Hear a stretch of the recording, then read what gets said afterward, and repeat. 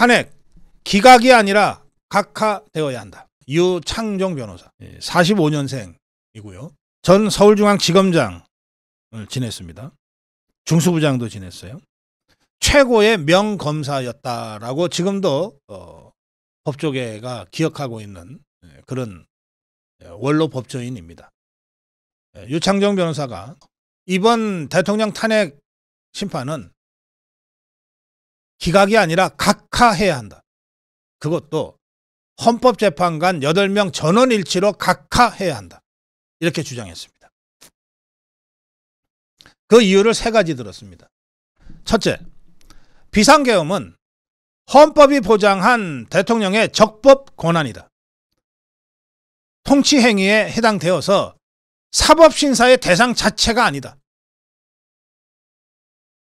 여러 헌법학자들이 이미 그렇게 주장해왔고 대법원 판례까지 있으므로 이건 길게 설명할 필요도 없다. 헌법재판관들이라면 누구나 다 알고 있는 일이다. 그러니 사건 자체가 안 되는데 왜 심리를 하냐. 각하해라. 이게 첫 번째. 둘째는 국회가 탄핵 소추를 했는데 그 사유 중에 핵심이 내란죄였는데 이걸 철회했다. 따라서 소추 사유의 동일성이 상실됐으므로 각하해야 한다. 소추 사유의 동일성. 소추할 때의 내용이 없어졌는데 뭔 재판을 하냐. 사건 자체가 성립이 안 되므로 각하해야 된다. 이런 뜻입니다. 셋째. 그러면서 이 소추 사유의 동일성을 예를 들어서 이렇게 설명합니다. 살인죄로 기소를 했는데 검사가 살인죄로 기소를 해놓고 재판 중에 갑자기 살인죄를 철회했다. 그러면 이 사건 자체를 각하를 해야지.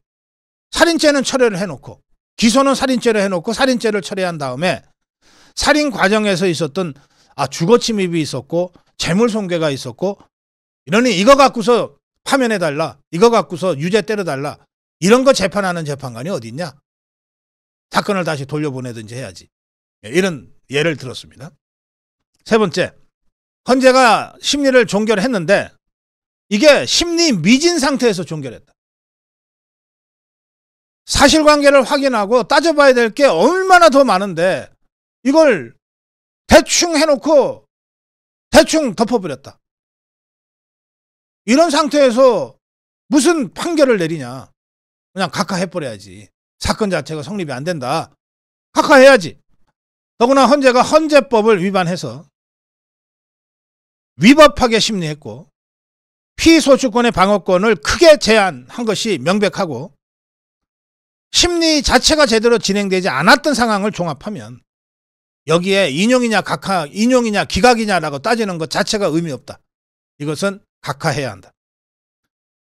헌재 8명 전원의 일치로 각하해야 한다. 그런데 이미 이념 편향적인 3명, 이 유창종 변호사는 종북주사파 재판관을 3명이라고 보는 것 같습니다. 이 유창종 변호사의 그 주장을 인용한 소개한 이 기사에 따르면 뉴데일리인데요. 여기에는 정정미는 그냥 중간파로 분류하고 있어요. 어쨌든 3명이든 4명이든 이 편향적인 사람의 탄핵 인용 의견을 모두 설득하기 어렵다면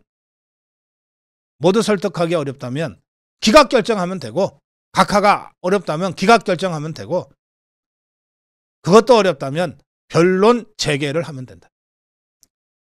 더 심리해 보겠다고 하면 된다. 이렇게 주장했습니다. 유창종 변호사의 주장의 핵심은 뭐냐? 이 사건은 이렇게 보나 저렇게 보나 사건 자체가 성립이 안 된다. 그러니 인용이냐 기각이냐 다툴 것 없다. 8명 헌법재판관 모두 법률가 아니냐. 사건이 안 되는데 무슨 인용 기각 따질 거냐. 거기다가 무슨 도청 무슨 방지 장치까지 하면서 평의를 한다 그러는데 웃기는 짓 하지 말고 그냥 각하하고 끝내라. 이런 주장입니다. 이 주장은 윤상현 의원도 같이 했어요. 윤상현 의원은 대통령 탄핵 심판은 각하되어야 합니다. 윤석열 대통령 탄핵 심판은 탄핵 소추 요건을 갖추지 못한 부적법한 것으로 기각이 아니라 각하되는 것이 맞습니다. 먼저 소추 사유의 동일성이 상실되었습니다. 또 헌재가 위법성 행위를 남발했습니다. 결국 대통령에 대한 탄핵 심판은 편법으로 청구된 요건 미달 심판이고 헌재의 위법성이 드러난 부적법한 심판이고 증인과 증거에 대한 충분한 심리 과정을 진행하지 않은 미진한 심판입니다. 따라서 기각이 아니라 각하되는 것이 맞습니다.